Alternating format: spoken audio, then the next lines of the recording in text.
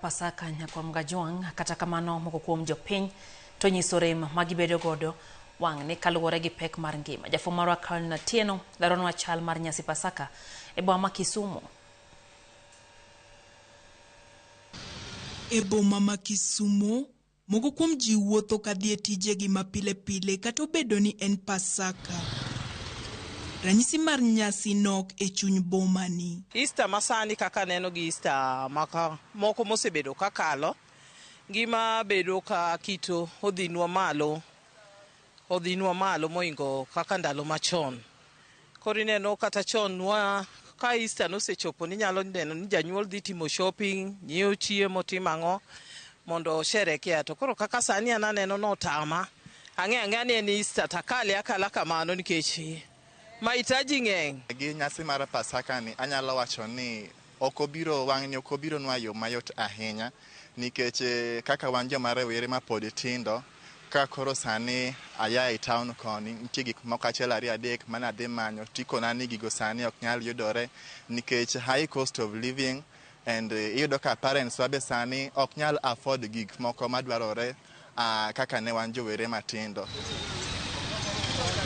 Oganda mathoth ywak ni ngima oridore makata pesa maginyalo dhialogo nyasi mar Pasaka onge.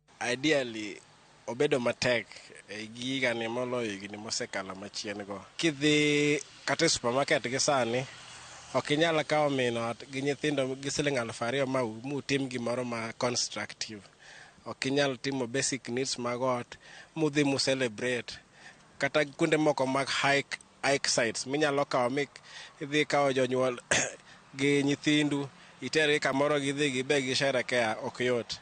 Ino ni kar mondo ikawo gi fair mondo idhi omgi siling 1,000 no eri gidhi ginyiewo go skari kilo 2 dala.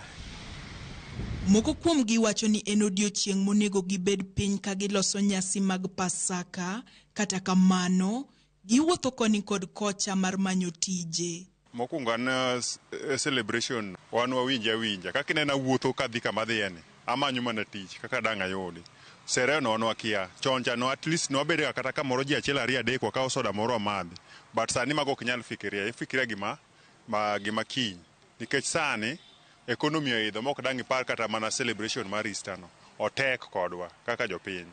Kuonde timo ohala bende koro ler, jonyiepo biro mana kidamdam ka johala lero kaka Pasaka ma wang'ni obagogi. Easter last year jine wuotho to ilikuwa busy, ya leo imenyamaza tu haina watu. Sales imekuwa chini, hakuna maendeleo yote inakuwa, biashara imekuwa chini kabisa, hakuna pesa. Na watimo ikrombo mamedo stock, to penyo lingalinga onge katanga mapenji bei, ohala rach sibidika, asa Kisumu yote tu biashara ni mbaya. Kaluwore gi weche mag ohala korka holiday man wabedo go mar Easter ne noikore ka nwang'eyo ni welo dhi bedo town ji biro wuotho gi families gi town ka koro wambe nwamedo stock watemo bedo manyo stock mar mondo minwa ginene ka kwa expect mondo mi welo bio gine ka koro ing'eni wadug wahang ka gi mwandu wa ka koro ing'eni welo lal nyaka koro chop ka wuono ma welo koro holiday koro rume nende. Yangore ni Pasaka ma wang'ni oyudo oganda mathoth kama rach ahinya, onge mar peso mayo gi teko mar dhialo odiochieng' mar Pasaka. Carolina Tieno, Ramogi TV, Kisumu.